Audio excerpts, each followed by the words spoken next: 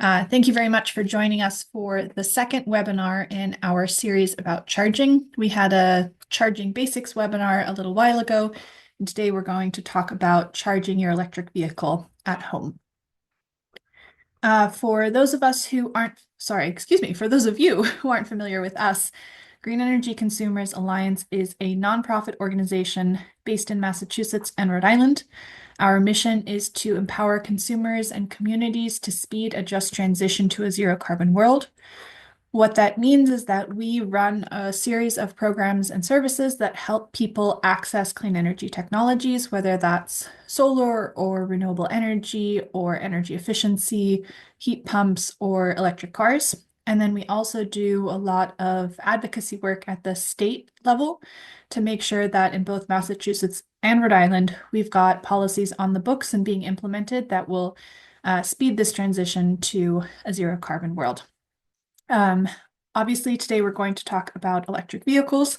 Our electric vehicle program is called Drive Green. We've got a ton of resources on our website that can help you understand how electric vehicles work and how to incorporate one into your life. And then we also do a ton of in-person outreach and education around electric cars with showcases or ride and drive events all across the state. My name is Anna Vanderspeck. I am our electric vehicle program director. I've been working on the Drive Green program since we launched it in 2016, so I'm happy to be here with you all today. Before we launch into the content, I'm going to go through a couple of Zoom basics. First, you all are muted throughout the webinar, but we absolutely encourage your participation. I'll answer questions at the end of the presentation. You can use the Q&A function at the bottom of your screen to ask questions, and please feel free to do that throughout the presentation. If you'd like to use closed captions, you should see a button at the bottom of your screen that says CC. If you click on that, you'll see live text underneath me while I speak. And I know we often get questions about whether we will share slides and the recording after the webinar. Yes, we will absolutely send out both the slides and a recording to make sure you've got all the information you need. I do want to take one moment to call out a larger campaign that we're working on right now called Truth to Power. Increasingly, we're seeing a lot of misinformation and disinformation about clean energy, and a lot of that is originating from and paid for by the fossil fuel industry. This is dangerous for our health and our climate. I'll note that today is World Asthma Day, and transportation, or actually just the burning of fossil fuels, is a primary contributor of particulate matter and other localized air pollutants that cause or exacerbate asthma, as well as lots of other health issues. So clean energy makes our society better. It's affordable, it's healthy, it creates good paying jobs and choices for consumers. That's the truth. So we are talking about this a lot in our Truth to Power campaign, and you can learn more by scanning the QR code on the screen. But again, I'll send out the slides after the webinar as well. So with that, what are we going to talk about today? I'm going to start with a quick reminder on some charging basics. Hopefully some of you attended our Charging Basics webinar and learned some of the key terms and concepts that we'll need for today, but just in case you missed it or need a refresher, we'll go over some of those. Then we'll talk about the types of home chargers, installation costs, and all of the incentives, both federal, state, utility, and manufacturer-based.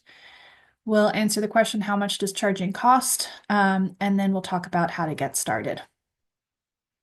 So a quick reminder on charging basics. I'm going to occasionally refer to two key terms that I want to make sure we have an understanding of. One is power and the other is energy. And in sort of casual conversation, people use them interchangeably. But when we're talking about electric vehicles, they have two distinct meanings. And for this conversation, I'm going to use the metaphor of an electric vehicle battery being like a bucket that you want to fill up. The more water that's in there, the more full the bucket is or the battery is.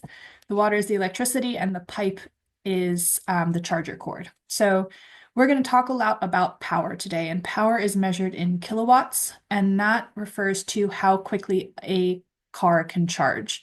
So in our metaphor of a bucket, it's going to be the flow of the flow of water coming out the pipe. Energy is measured in kilowatt hours, and it refers to how much energy a car's battery can hold. So in this metaphor, it's how many water drops are in the bucket. So the key thing to hold in your mind for the rest of this presentation is if I say power, I'm referring to how quickly a car can charge. If you want to dive more deeply into this, our charging basics webinar goes into this in a lot more detail, and I'll share the recording of that too when I send out the slides. Another set of key terms have to do with the actual charging. So when people say electric vehicle charger, what most of us imagine is the green part of this little diagram on the right, the thing that you actually plug your vehicle into. Technically speaking, that is not a charger, that is electric vehicle supply equipment. It's referred to as EVSE, and that is the infrastructure and parts that are used to transfer the electricity from the grid to your vehicle. Your vehicle has an onboard charger, which receives the electricity from your EVSE in alternating current and then transforms it into direct current to actually put it into the battery. Again, in our Charging Basics webinar, we talk a lot about why that onboard charger is important, but mostly this slide is a heads up that if you see the term EVSE anywhere, I mean the thing that you plug your vehicle into, whether that's at home or on the go. There are 3 levels of charging that I'll review real quick. The first is called level 1 charging. It is when you plug your vehicle into a 120 volt outlet. That's the same sort of household outlet you plug your cell phone into.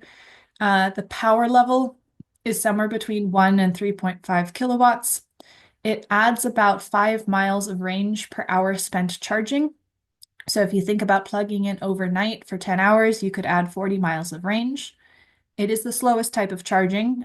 It's sometimes referred to as a trickle charge, but it does work as the primary charging at home for many folks. So if you don't regularly drive more than 40 miles a day and you're able to charge at home overnight, level 1 may very well be enough for you. For some folks who either drive more or don't have access to overnight charging all the time, level 2 is the next step up. Level 2 uses a 240 volt outlet. That's the same type of outlet you might have for a washing machine or an all-electric clothes dryer, excuse me. The power levels of level 2 chargers can range anywhere from 6 to 19 kilowatts, and they can add anywhere between 20 and 50 miles per hour spent charging. That depends on what vehicle we're talking about and what charger we're talking about, but this is the type of charging that if we're talking about installing charging at home, which is the main topic for today, usually we're talking about level 2. But you can find level 2 charging stations in public. And one thing that we'll talk about today is that in the past couple of years, portable level 2 chargers have become an option as well. So we'll talk about that in more detail. I do want to remind us all that the third level of charging is called DC fast charging. It uses 480 volts. The power levels there are anywhere from 50 to 350, and now we're starting to see maybe even more than 350 kilowatts. How quickly DC fast charging refills your battery really depends on the vehicle, the charger, and your state of charge when you start. But a good rule of thumb is that you can generally get from 10 to 80% of the battery being full in about half an hour or less for some of the newer vehicles. You'll also sometimes hear DC fast charging referred to as level 3 charging or supercharging. Supercharging is Tesla's brand name for level 3 or DC fast charging. We tend to use the term DC fast charging to distinguish that this is direct current. So instead of going through that onboard charger that converts AC to DC current, when you DC fast charge, it's just DC current straight into your battery, which is why it can charge so quickly. But that's also why it is not suitable for at-home installation. So we're really not going to talk about DC fast charging at all today. We'll talk about it a lot in our upcoming webinar about charging on the go. But today we're really going to focus on level 2 and talk a little bit about level 1 as well. In the Charging Basics webinar, we covered all of the different plug types. Here, I'll just do a quick review of the plug types for level 2 charging specifically. So the first is the J1772 charger. It looks like this image on the left. It is used for level 1 and level 2 charging. and it's the standard currently for any vehicle that isn't a Tesla vehicle. So European manufacturers, Asian manufacturers, American manufacturers, they've all historically used this J1772 port for level 1 and level 2 charging. And there are adapters available for Tesla chargers who have a different port that I'll talk about shortly to use J1772. The new kid on the block, so to speak, is NACS, and NACS stands for the North American Charging Standard. This is essentially the Tesla standard, which used to be proprietary, but in 2023 was opened up to other auto manufacturers. A key difference between the J1772 and NACS is that with NACS, the same port is used for level 1, level 2, and DC fast charging stations, which means it's a little bit simpler to use. As I mentioned, it was created by Tesla, and this is when you hear about a supercharger, the supercharging station is going to have a NACS standard. But again, Tesla did open up this system to other automakers in 2023. And we're now at a stage where major automakers, every major automaker has made a partnership with Tesla that they're going to transition to NACS. Many of them right now are selling adapters so that if you drive, for example, a Ford Mustang Mach-E, you can get a adapter so that you are able to use a Tesla or a NACS charging station. So manufacturers are in varying stages of having those adapters available. And then future vehicles are going to have this port, this NACS port, built in natively to the vehicle. So you won't need an adapter anymore. You'll just have this NACS port built in. This is a little bit confusing right now. It is good news in the long run because it will simplify everything. Everybody's going to use one charging protocol. It's no longer a proprietary system over here and open systems over there. For the purposes of home charging, this is really most relevant in when you're buying a charger, you want to make sure that you're buying one that has the plug type for the vehicle that you drive. And any electrician you work with can help you figure that out. But basically, you'll know to look for, is this a J1772 or a NACS charger, depending on the vehicle that you choose. With that, I'm going to move into our second portion of this, which is just about the types of home chargers. We're not going to go through specifically different makes and brands, but just the categories of chargers and how to think about them. First things first, I want to talk about safety. So EVSE, this electric vehicle supply equipment, is ultimately safety equipment. Its job is to make sure that the grid is basically speaking to the vehicle and you're drawing power at an appropriate level for the vehicle and the vehicle state of charge. And its job is to make sure all of that transfer of electricity happens safely. If you go onto the internet, you can find some sort of homemade chargers out there. And this slide is to really give you a heads up to not buy those homemade chargers. You want to make sure that any charger you purchase, whether online or at a home improvement store, is UL listed. And if you haven't heard of that term before, UL stands for Underwriters Laboratories. They are a global safety company, and they do a lot of testing and certification for safety, interoperability, quality, reliability. And any charger that you want to purchase should have a UL rating. And so when you're looking at the sort of tech specifications, you will see UL listed, or you'll see this little symbol in the top right on the box or right on the sort of web page for that particular charger. So first things first, make sure whatever you get is UL listed.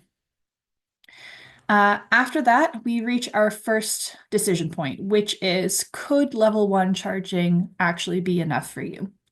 So if you are lucky enough to live in a place where you could charge up overnight at a 120 volt outlet, you can recoup 40 miles per day. If you charge 10 hours a night and get basically 4 miles of range per hour spent charging, that might be enough. I will anecdotally say that my parents are in this category.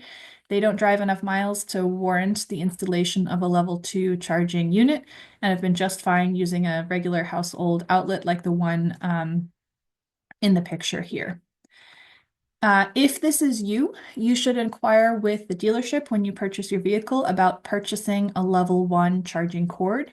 These used to come standard with vehicles, and there's some manufacturers that might still have them available. But you can also purchase them sometimes at the dealership or online or from the manufacturer.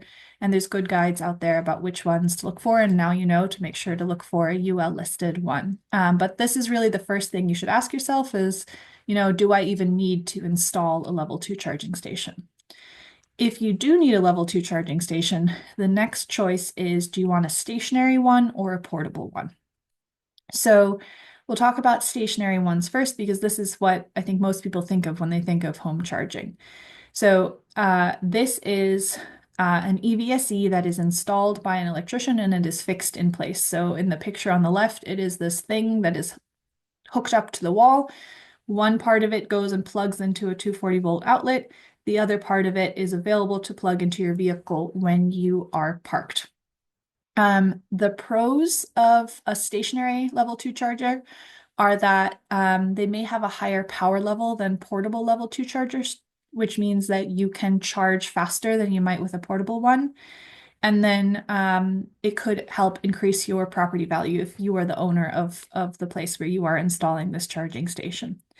The cons are that you can't take it with you when you travel. I guess you could uninstall it if you sell your home, but if you are just going somewhere for a week and want to be able to charge where you're going, you can't just uninstall it and bring it with you. And when you move, it's a bit of a hassle. That's part of the reason why in the last couple of years, portable level 2 charging stations have become more popular. These plug into a 240 volt outlet. So if you've got a 240 volt outlet that used to be used for, again, electric dryer or something like that, or just have one, you can take this unit, plug it in when you need to, and then unplug it when you don't. The pros of this are that they are easily transported. You can just stick them in the trunk and bring them with you if you're visiting someone and want to charge at their house.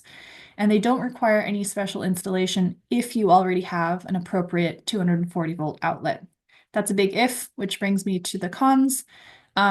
These do tend to charge a little bit slower than stationary chargers, and they do require some thinking.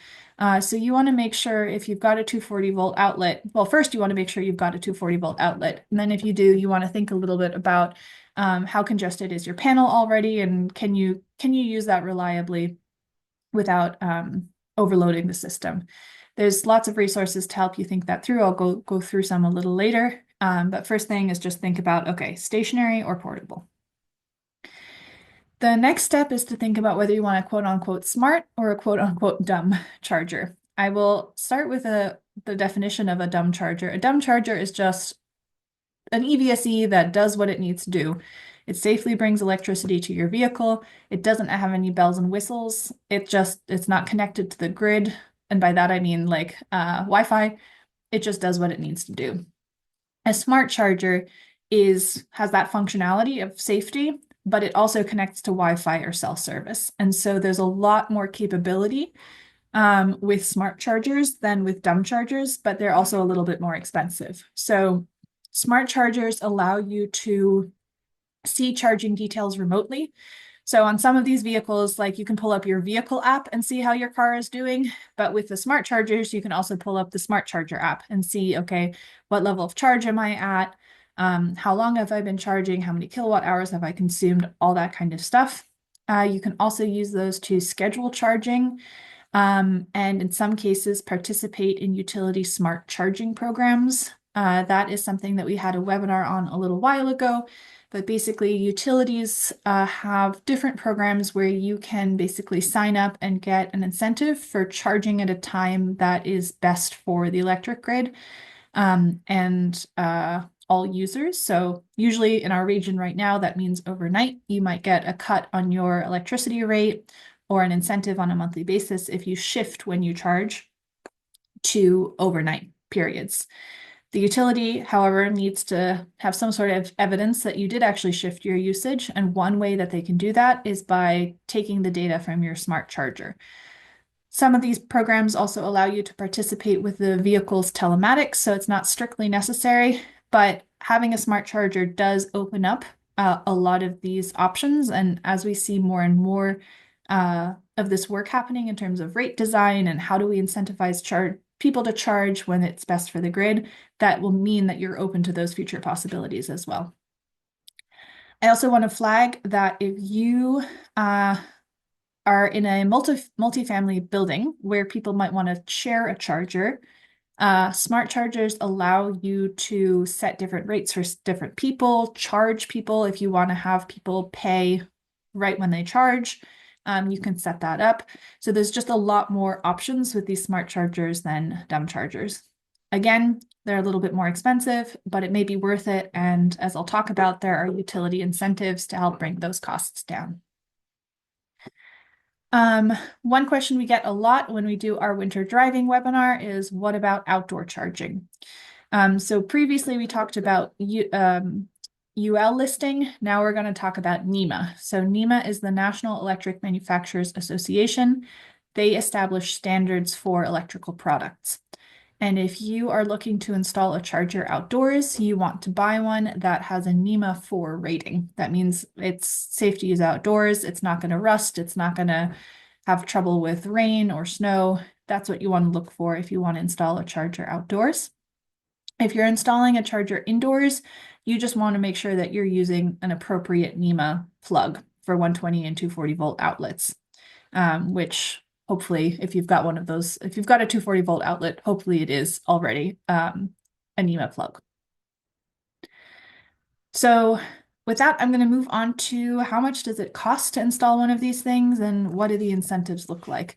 And this is a complicated series of slides, so I hope you can bear with me as we go through the details of this. So the first question, of course, is how much does it cost to install a level 2 charging station at home? And frustratingly, the answer is it really depends. There's basically two buckets of costs when you're talking about installing chargers. One is infrastructure upgrade costs. So this could be on the utility side of things. So like, does the utility need to upgrade the infrastructure they own to bring more power to your site? But it could also mean laying a new 240 line because maybe you don't have one anywhere near where you park your vehicle, and that might be hiring an electrician to do that, or upgrading your panel or something like that. And then there are the hardware costs, the actual EVSE that you need to go out and buy. The pricing can really range on this. So the hardware cost itself is usually a couple $100s. It can go up from there if you want to add lots of bells and whistles. The infrastructure upgrade costs also really vary. If you've got a 240 volt outlet that's already near where you park your vehicle, it's not going to cost a lot to get an electrician to pull the necessary permits and just hook up the EVSE to that plug.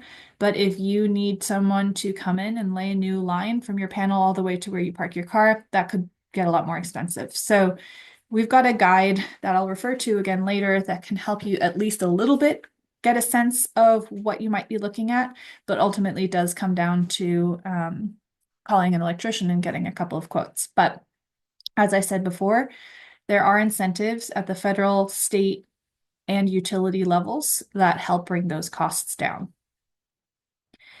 I will start at the top sort of and move down. So the Inflation Reduction Act, which changed the federal tax credit for electric vehicles, also created a federal tax credit for installing alternative fuel charging stations. So there's a commercial version of this, but there's also a consumer version of this. It is equal to 30% of the costs up to $1,000, but it's only available to consumers who live in low income or rural census tracts. On the right, there's a screenshot from Argonne National Laboratory where you can type in an address and it will tell you if you qualify or do not. What I will say is, as I'm sure you're well aware, the current federal administration wants to gut the Inflation Reduction Act and has been very clear about wanting to reduce and even reverse any sort of supports for electric vehicles. So I don't know how much longer this tax credit will exist. Currently, the website is still up. You can still learn about it. You can still see this eligibility locator, but it's anybody's guess, quite honestly, whether it will still be there at the end of the year. So take this one in particular with that caveat in mind. Moving from federal to state, we're going to start with Rhode Island and then move on to Massachusetts. Rhode Island has one type of incentive for the installation of charging stations, and it's administered by the Office of Energy Resources, which is known as OER, and the Rhode Island Infrastructure Bank. And this incentive is called Power Up Rhode Island. There are two types of rebates. One is the standard rebate, which anybody can claim, and then there's an income qualifying rebate, which you need to prove that you're eligible for by demonstrating that you participate in one of a list of income qualifying programs like SNAP or LIHEAP or programs like that. But I'll go through the standard one first and then income qualifying. So one thing I should stress is that this is available to residents who own their own homes as well as landlords. So this is available for folks who live in multifamily dwellings. So if you rent, you can talk to your landlord about taking advantage of this incentive. So first, the standard incentive, if all you need to do is buy the EVSE, you don't need to do any electrical upgrade, then the rebate amount that you qualify for is 50% or up to $350 of the purchase price of that EVSE. If you do need to do some infrastructure upgrades, then the rebate is 50% up to $700 of the purchase and installation costs. If you do participate in one of that list of income qualifying programs, the percent basically goes up and the max amount goes up. So if there's no electrical upgrade needed, then you qualify for 75% of the cost of the purchase price up to $500. If you do need an upgrade, then it's 75% of the purchase and installation costs up to $1,000. Again, when we send this out, we'll have a link for this program, but if you have any questions, you can email energy.powerupri@energy.ri.gov for questions. Unfortunately, this is it for Rhode Island in terms of incentives. There's no incentives from Rhode Island Energy. So this is all we have to say on Rhode Island. The following slides will all focus on Massachusetts, where the situation is a little bit more complicated. So in Massachusetts, we have state incentive programs for multifamily homes and then utility incentive programs for single and multifamily homes. We'll start with the state-funded ones and then we'll move on to the utilities.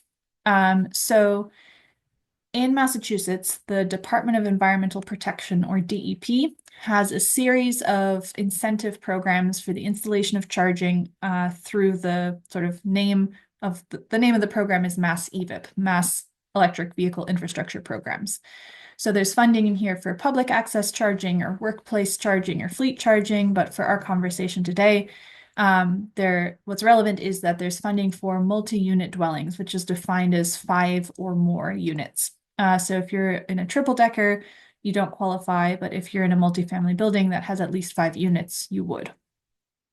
The funds from this Mass EVIP program cover 60% of the hardware and installation costs with a maximum of $50,000 per street address. So particularly for larger multifamily buildings that maybe have 20 or 30 units, if you want to install a whole bank of chargers, so not just one, but several, that's why that's up to $50,000. If you're just installing one, it's not going to cost $50,000, but if you're installing a whole bank of them, it could. This one is also available for educational campuses, and when we send this out, you'll see the link for more information. So Mass EVIP, 60% up to 50,000. Then we've got our electric utilities, and Massachusetts is complicated because we've got a lot of different electric utilities. So first, if you live in one of the 41 cities and towns that have a municipal light plant, start there. Many of our MLPs do have incentive programs to install charging, maybe even to purchase a vehicle, and Many of them have managed or smart charging programs to incentivize you to charge at certain times. So if you live in one of those cities or towns, definitely start there. Most folks in Massachusetts are served either by National Grid or Eversource, so that's what we're going to spend the next couple of slides on. But first, a lot depends on whether you live in an environmental justice community as defined by state law. So we're going to take a moment to just explain what that means. So Massachusetts state law defines an environmental justice community as a community that meets at least one of three basic components. The first has to do with income. So if a community's annual median household income is not more than 65% of the statewide annual median household income, then it's considered an environmental justice community. The second definition component is minority. So if minorities comprise 40% or more of the population, it's considered an environmental justice community. And the third definition or third part of the definition has to do with language isolation. So if more than a quarter of the households lack English language proficiency, then it's considered an environmental justice community. The programs from our utilities differ depending on whether you live in an environmental justice community or not. And they even differ based on what type of environmental justice community you live in. So you'll see a lot that the maximum amount of incentive is available in communities where it's the income part of the definition that is met. How do you find out what kind of community you are in? There is a website that we will send the link out for. When you open that up, you'll see a map like this. Here we zoomed in on Boston, but you can see that there's lots of different colors.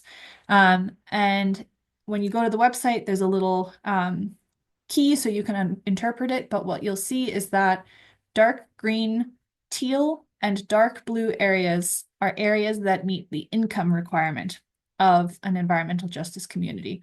So for example, you'll see that Brookline is all yellow.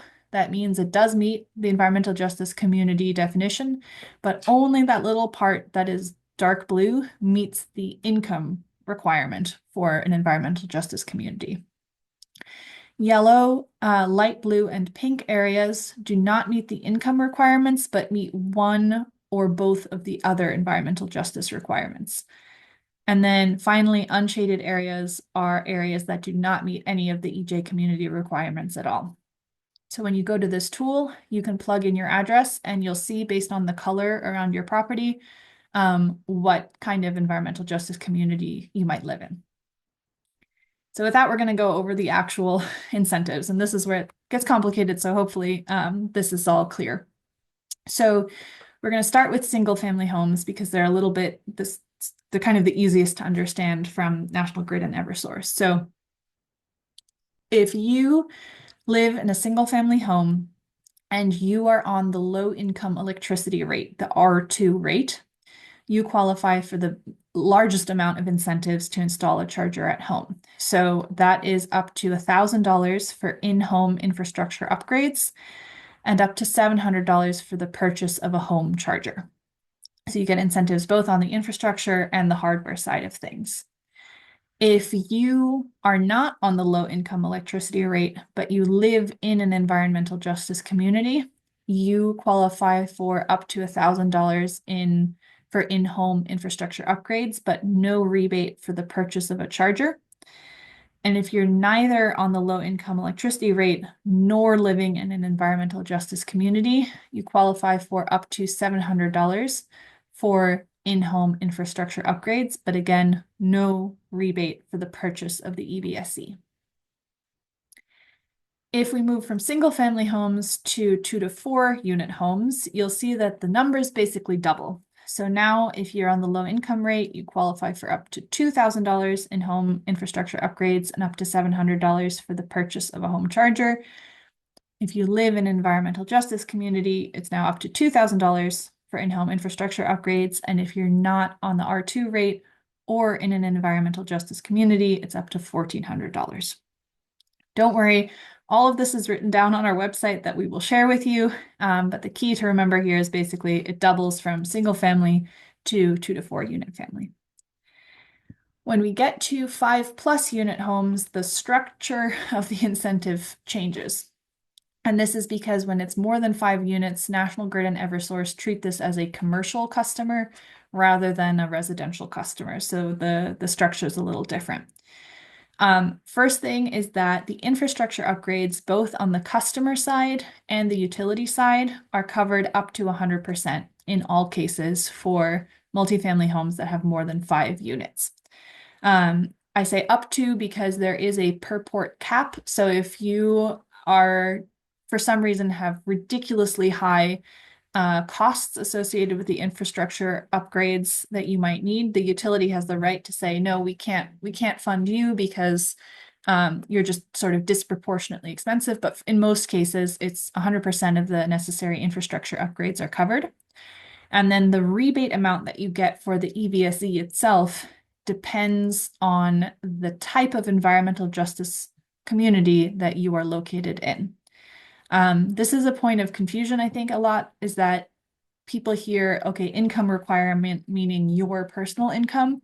It's not your personal income. It is what does the community that you live in, which of the environmental justice definitions does it meet? So if you live in an area that meets the income requirement of an EJ community, up to 100% of the charger costs are covered.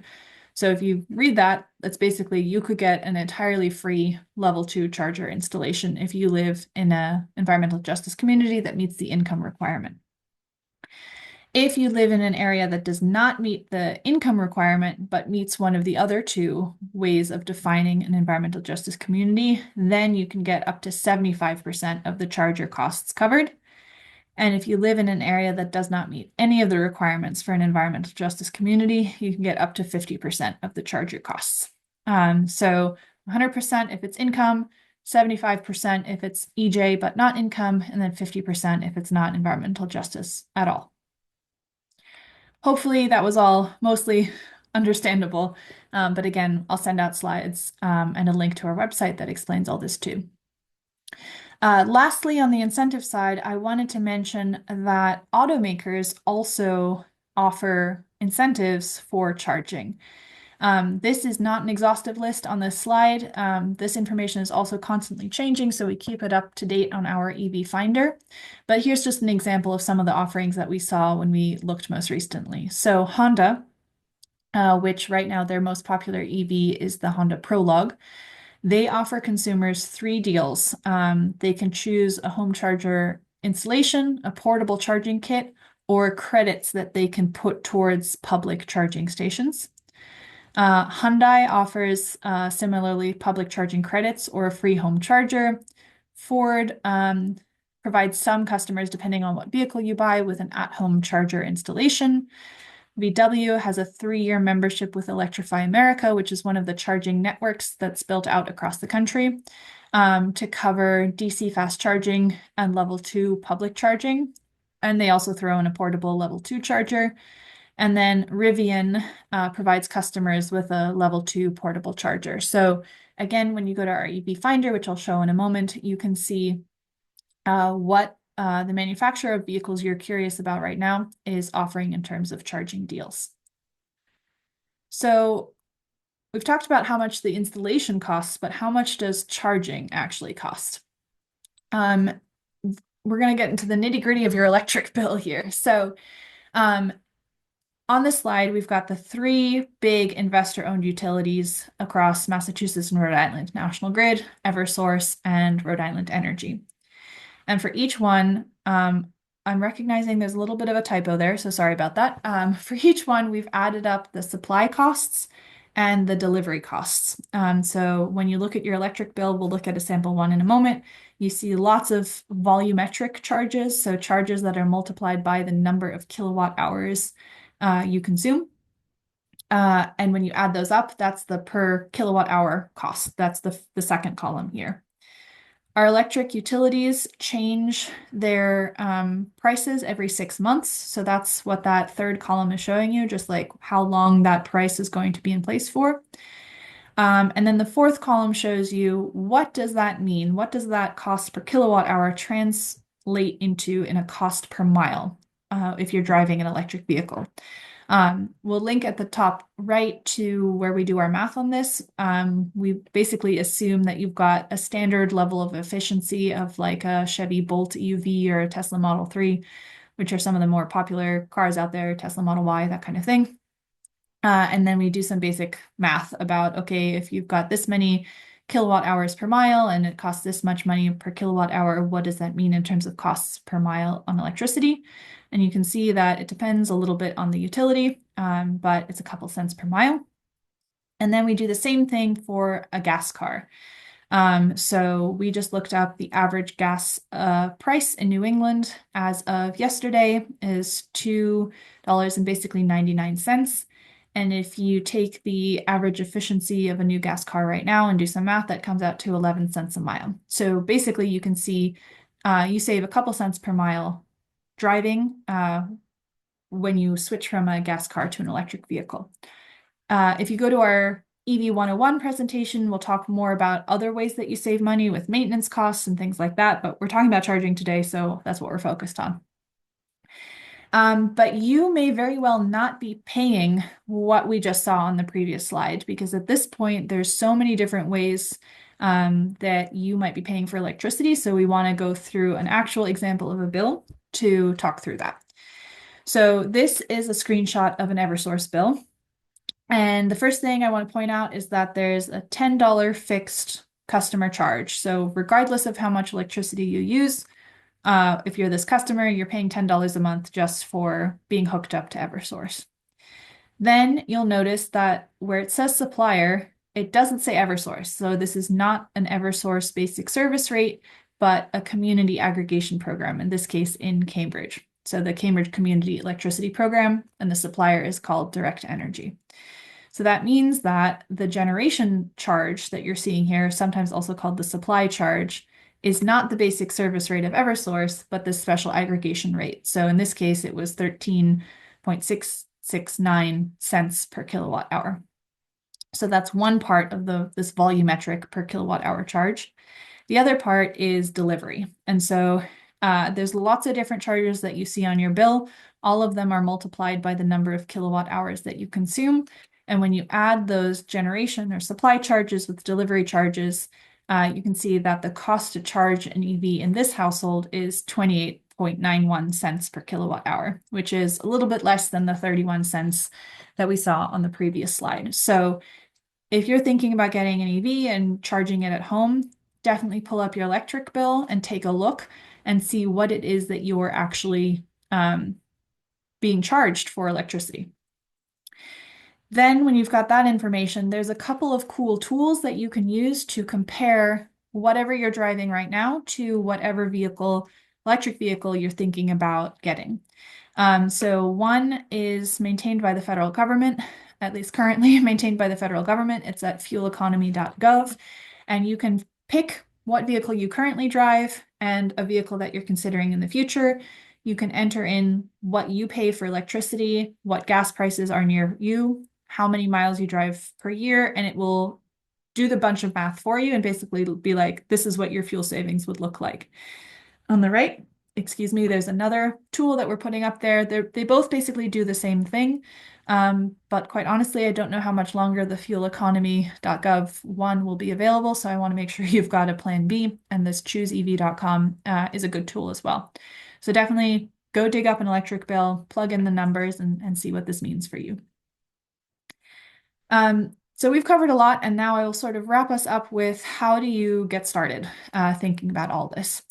The first thing to do is to ask yourself some questions as you're thinking about getting an electric car, whether you have one already or whether you're thinking about getting one. Some questions to ask yourself are like, what is my budget? And particularly, what incentives am I eligible for? If you're in Massachusetts, go look up that environmental justice map, figure out where you're on it, figure out if the building you live in qualifies for any of those state rebates, figure out some math on that front. Then ask yourself, like, how often do you drive? How far do you drive? How often will you need to charge? Would charging 40 miles a night cover you 95% of the time? If yes, maybe you start with level 1 charging, and then install a level 2 charger later if you need. I'll say come to our upcoming webinar so you can learn about how to find public charging, because maybe there's a charger right around the block that you can use if you really need it. Obviously, you know the answer to this question about whether you are a property owner or a renter, but if you're a renter, how well do you know your landlord? If you approach them with this idea and say, look, there's incentives from the state or from the utility that will cover the cost, will they listen to you? What kind of sort of prep work do you need to do for that conversation? And sneak peek, we'll talk about that in 2 slides. And then finally, are you planning to move anytime soon? Do you have any big road trips coming up? Do you regularly go somewhere else for a week or two where you would want to charge? This is trying to get at the question of should you go the stationary charger route or the portable level 2 route? Luckily, we have a guide for you to work this through. So if you live in a single family home or if you own the building that you live in, we've got this guide for you called Installing Electric Vehicle Charging at Home. It is designed to help you determine your charging needs. So figure out, do you really need level 2 or is level 1 enough? It will help you pick a charging station unit. Again, we don't have specific models that we link to, but it will help you figure out, okay, portable or stationary, smart charger or dumb charger, those kinds of questions. And then it'll help you figure out what you need an electrician for and also questions that you should ask when you call an electrician and have them come do a site visit, so to speak. Then obviously not all of us live in single family homes that they own. I'm a renter myself, so we have a guide for folks who do live in apartments and condos to both understand sort of the mechanics of this, like if you have a shared charger, how does that work? But also to better understand the incentives and also how to talk to the actual decision maker who is ultimately the one that will decide whether to install and move forward or not. So again, both of those resources are on our website and we'll send out the link with the slides. Finally, I've alluded a couple of times to our EV Finder. This is our tool where you can learn about different vehicle models. And I want to point out a couple features of it that help in this conversation about charging. So for every vehicle that we are aware of actually being for sale, we've got a card like this. And you can see a couple of fast facts that might be relevant to you. So first, you'll note on the very bottom where it says what you should know, we talk about how, okay, GM doesn't have any public charging or home charger installation deals, but they do endorse Qmerit, which is a service that does EV charger installation and can help connect you with an electrician. So that's good to know if you're thinking about the Chevy Equinox. You also note that we have information about how quickly that model will charge on level 2. So you get a sense of how many miles per hour and also that power level of how quickly that vehicle or how much power that vehicle can accept with level 2 charging. We also have information about the DC fast charging rate. So this will determine how quickly you can DC fast charge. And we'll talk about what port is built in for DC fast charging and the status of the transition to the NACS charging port. So if having access to NACS is really important to you, you can filter out and be like, just show me ones where the adapter is available or where the port is natively built in, things like that. With that, we've already reached the end of this presentation, but I see it's also already 7:50. I do want to highlight that we've got a bunch of upcoming events that you are more than welcome to join us for. This weekend, we've got a solar tour in North Providence. Next week, we've got a webinar all about the Massachusetts More EV rebate for electric vehicles. On May 19th, we've got our spring meeting in Providence at the Roger Williams Botanical Garden, which is really beautiful and a lot of fun. We've got a wind turbine tour again in Providence on June 4th. And then on June 11th, we've got the third webinar in this series on charging. This one is all focused on charging on the go. And then on June 26th, we'll talk about whether a used EV is right for you. So if you're interested in signing up for any of those, please go to greenenergyconsumers.org/events. And with that, I want to say a big thank you for sitting with me on this rainy Tuesday evening. There's lots of ways to stay engaged with us. So you can join our Drive Green community Facebook group. This is a space for folks who own electric vehicles and folks who are curious about electric vehicles to connect and ask questions and share resources. We're also on Instagram and Facebook and Twitter and Blue Sky. We've got a quarterly newsletter where we share the latest updates on the market and policy and vehicles that you maybe should be keeping an eye on. And we've also got a pledge that you can sign to make sure that your next car is electric. I would be remiss if I did not mention that we are a nonprofit organization and we really value making educational content like this available to the public for free. But obviously it takes time and resources to do that. So if you are willing and able, we always welcome donations at greenenergyconsumers.org/donate. We do a lot of different work in our programs and our advocacy work, and we could absolutely use your support on all fronts, particularly right now with a significant federal onslaught on climate action. So if you're willing and able, we would be very grateful. And with that, I'm going to turn to questions in our remaining time. I think I see one.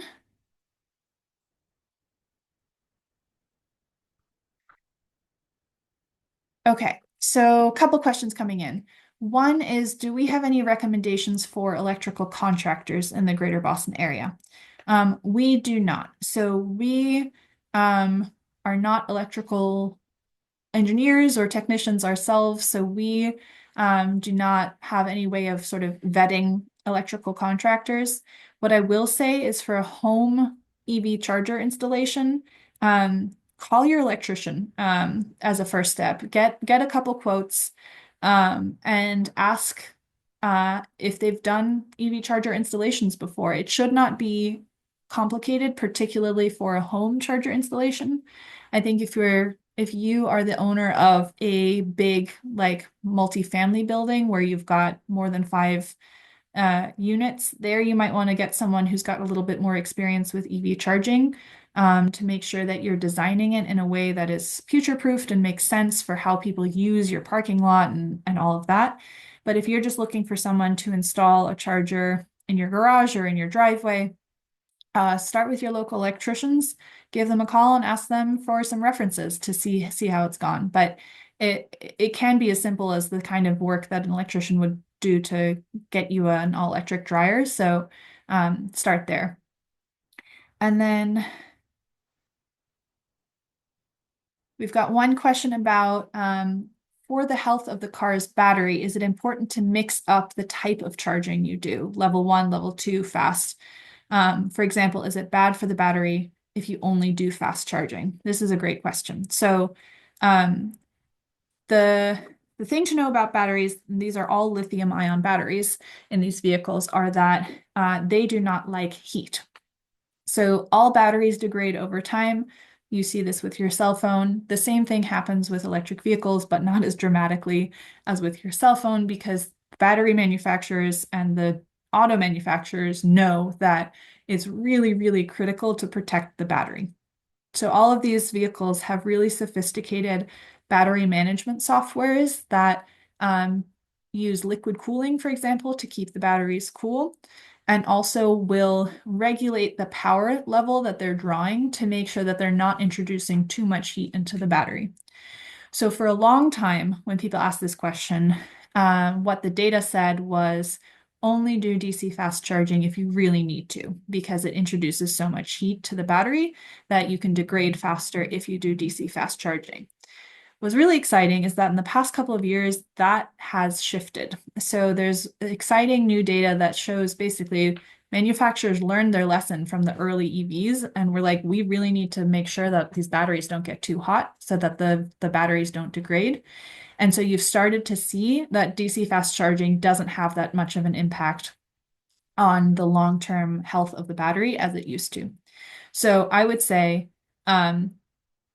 if you have the choice, do level 1 or level 2 charging, but don't worry about it if you need to DC fast charge. That these cars really do have really sophisticated battery management software.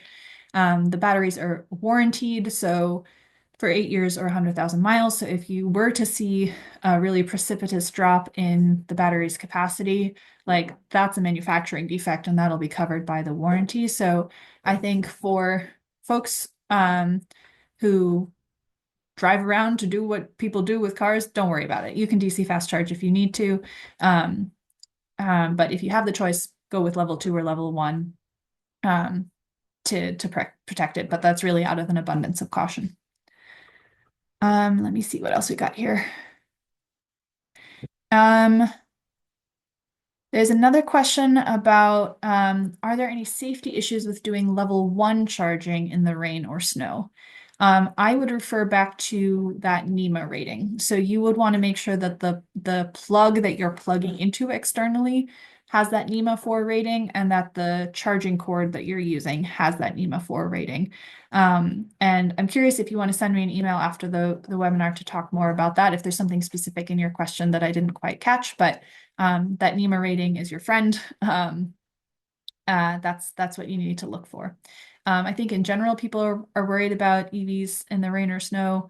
It's just kind of unpleasant if it's raining or snowing to go out there and plug it in and unplug it, but the vehicle should be fine. And on rain and snow in particular, we always talk about the country that's the furthest ahead with EVs in the world is Norway, and they definitely get a lot of rain and snow, and they still have more EVs than we do by a long shot. So definitely EVs can work in the winter weather, and we've got a whole webinar about that as well. See another question come in. Oh, you're challenging me with a tech question at the very end of this webinar. So we have a question come in about, can you talk about load share equipment for homes that don't have enough service to run everything without an upgrade?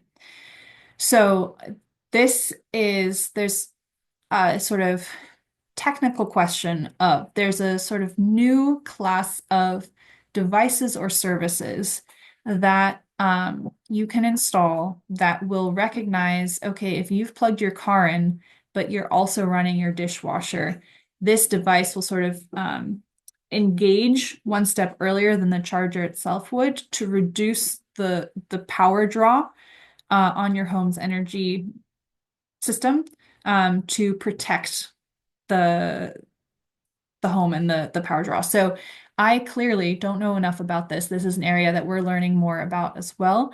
I've seen a lot of really interesting and promising startups in this space. I haven't yet actually talked to anybody who's installed this. So Peg, if you have information about this that you want to share, we're all ears. This is definitely space that we want to learn more about.